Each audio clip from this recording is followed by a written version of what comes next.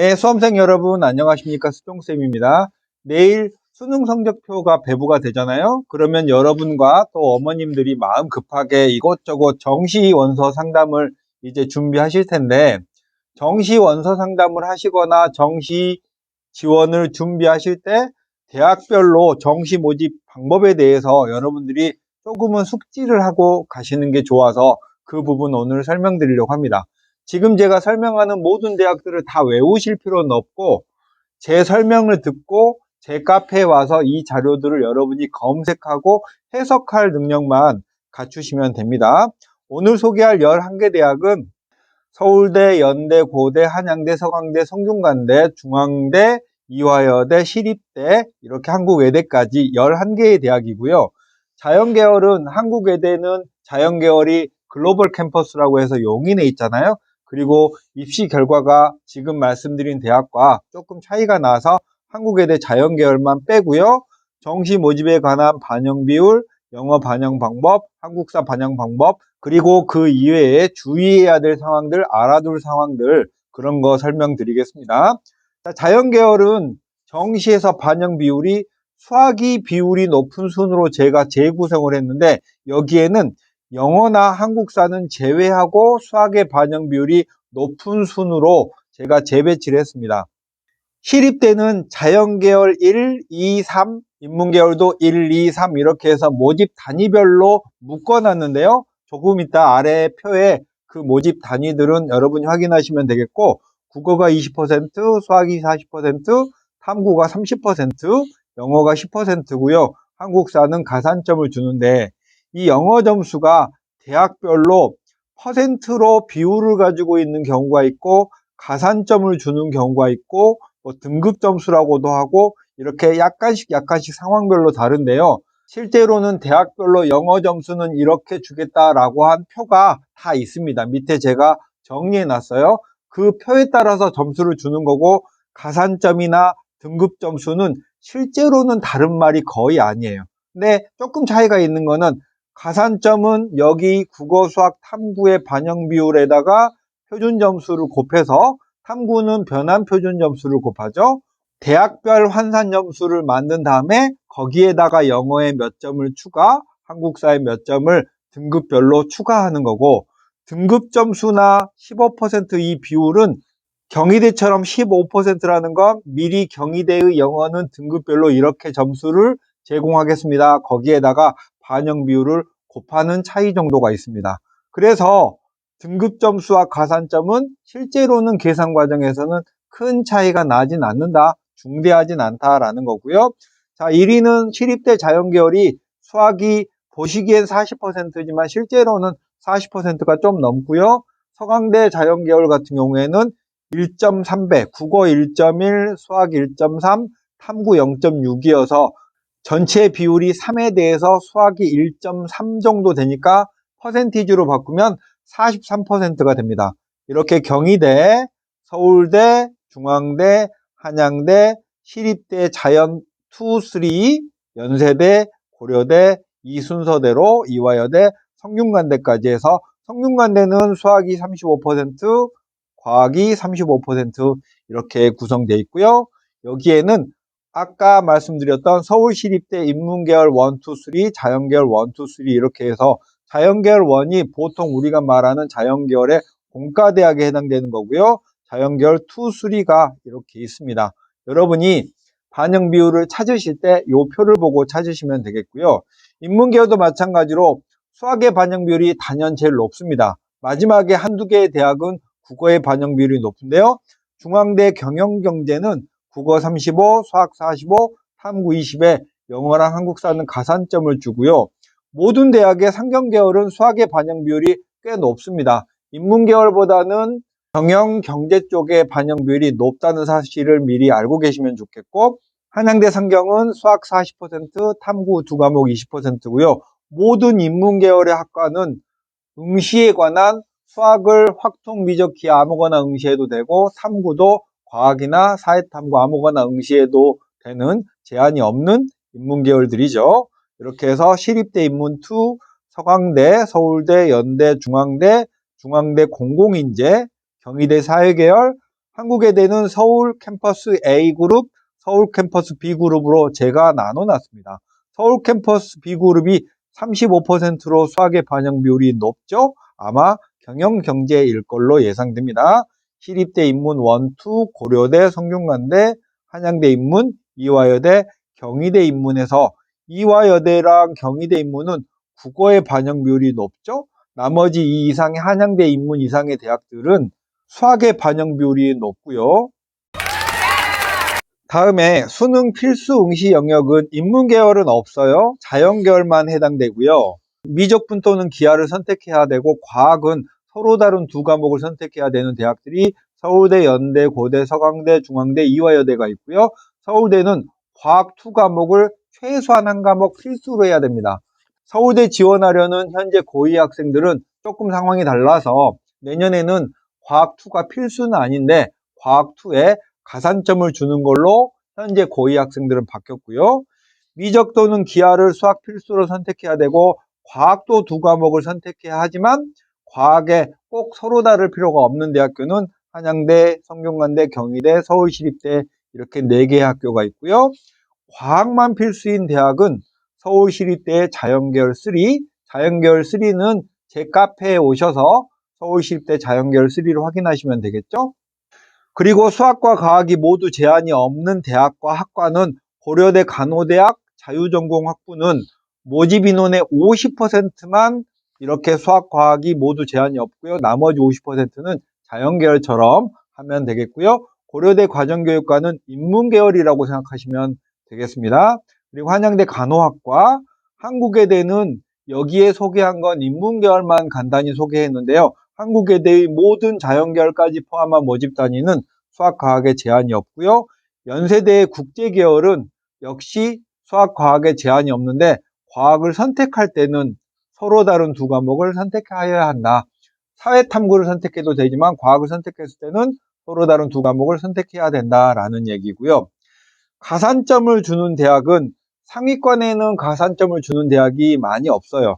한양대 간호학과는 문이과 통합 선발을 하고요. 과탐2에 가산점을 주는데요. 가산점을 줄 때는 과탐2 한 과목 신청했을 때는 3%, 또 한 과목 했을 때는 3%에서 각각 주고요. 한양대 자연계열도 마찬가지로 과탐2에 3%의 가산점을 각각 주고요. 한양대도 내년에는 과탐2의 가산점이 폐지됐습니다. 자, 영어 반영 방법은 사실 여러분 영어는 그렇게 중요하진 않아요. 수학이 잘 나오면 영어의 불리함 정도는 충분히 커버할 정도로 영어는 정시에서 영향력이 적거든요. 등급 점수를 반영하는데 영어의 반영 비율이 뭐 10%, 15% 이렇게 돼 있는데 등급 점수를 그대로 반영하는 대학은 시립대 한양대고요. 등급 점수에다가 영어의 반영 비율을 곱해야 되는, 그러니까 대학 측이 영어는 이렇게 등급별로 점수를 제공하겠습니다 라고 했고 거기 점수가 그대로 인정되지 않고 반영 비율을 따로 곱해야 되는 대학이 있는데 무슨 말인지 좀 어렵죠? 제가 밑에서 실사례를 보고 다시 한번 말씀드릴게요. 연대, 경희대, 한국외대, 이화여대가 있고 가산점을 주는 대학은 성균관대, 중앙대, 서강대가 있는데요. 가산점은 국수탐의 반영 비율을 곱해서 점수를 만들고 다 만든 다음에 가산점을 더하겠다라는 거예요. 보여지는 점수가 그대로 대학별 환산 점수에 반영이 되는 거고 감점을 주겠다라는 게 서울대, 고려대인데 영어 반영 중에 서울대랑 고려대가 가장 영어의 반영률이 낮습니다. 제가 태블릿 PC로 여러분들께 보여드리는 거라 등급을 모두 확인할 수 없는데요. 자, 연대를 하나 보시면 1등급이 100, 2등급이 95, 3등급이 87.5, 4등급이 75, 5등급, 6등급 이렇게 해서, 그러니까 예를 들면 2등급이 95점이라면 여기에 6분의 10을 곱해야 실제로 대학 환산 점수에서 차지하는 점수가 되고요. 자연계열은 9분의 10이니까 1.1배 정도, 95점이면 약 104.5 정도의 점수가 연세대식의 전형 총점의 계산이 된다라는 거고, 여기에 보시면 점수 계산을 하는데 실제 점수라는 건 이 점수가 그대로 전형 총점에 반영이 된다는 거고요. 가산점도 마찬가지죠. 200분의 15라는 건 4분의 3이잖아요. 이 대학은 어디냐면 경희대는 200점을 실제 전형 총점에서 여기다가 4분의 3을 곱해서, 즉 150점이 실제로 전형 총점에서 더해지는 점수다. 196도 여기다가 4분의 3을 곱해서 한 거고요. 그래서 제가 여기도 영어의 반영 비율이 완전 정밀하게 계산한 건 아니고 대체로 높은 순서대로 적어 놨습니다. 마지막에는 고려대, 서강대, 서울대 순으로 1등급과 2등급의 차가 3점인데요. 이건 감산을 하는 거거든요. 감점이에요. 근데 결론적으로 말씀드리면 가산점은 더해지는 거고 감점은 빼지는 거니까 크게 그 의미 자체가 다르지는 않고, 다만 고대, 서강대, 서울대 정도가 영어의 반영 비율이 낮다. 실제 점수라는 건 이 점수가 그대로 전형 총점에 더해진다라는 거죠. 서강대의 말씀이에요. 그리고 이 경희대는 2022학년도는 영어의 반영 비율이 200, 192, 178, 154, 120, 80, 40, 60인데 여기 3, 4등급 구간이 조금 바뀌었습니다. 다음에 한국사 점수는요, 가산점과 감점 대학이 있는데 이것도 근본적으로 차이가 없습니다. 전형 총점에 더해질 거냐 빼질 거냐인데, 또 이게 1, 2, 3등급 정도까지는 거의 감점이나 가점이 없기 때문에 한국사는 그냥 아주 약간 반영되는 이런 정도고요. 가산점 대학은 가톨릭대, 연대, 고대, 성대, 서강, 중앙, 한국외대, 이화여대고요. 감점 대학은 서울대, 한양대, 경희대, 서울시립대고요. 한국사 등급 점수는 서울대를 기준으로 보면 1등급, 2등급, 3등급까지는 점수가 없어요. 그런데 4등급부터는 마이너스 0.4, 마이너스 0.8, 1.2 이렇게 되니까 감점을 살짝 주는 거죠. 전형 총점은 대부분 600점 이상이 대학별로 전형 총점이기 때문에 이 점수는 거의 영향이 미비하지만 합격권의 끝에 있는 학생들은 또 예민한 점수가 되겠네요. 각 대학별로 대략 이 정도의 가점이나 감점을 하니까 여러분이 참고하시면 되겠습니다. 나머지 수능에서는 교과를 반영하는 대학이 없습니다. 서울대만 지역균형과 일반 전형, 지역균형은 학교장 추천을 받아야 되는 전형이거든요. 여기에서는 수능 60에 교과가 40% 반영을 하고, 일반 전형에서는 1단계에서는 수능 100%, 2단계에서는 수능 80에 교과 20%를 유일하게 반영하는 대학이고요. 내년에는 고려대도 교과 우수자 전형이라고 해서 수능 전형의 교과를 반영하는 그런 전형이 생겨나고 있습니다. 자, 정시를 반영하는데 국어나 수학의 반영 지표가 표준 점수를 반영하는 대학이 다입니다. 최상위권 대학은 표준 점수를 반영하는 거고요.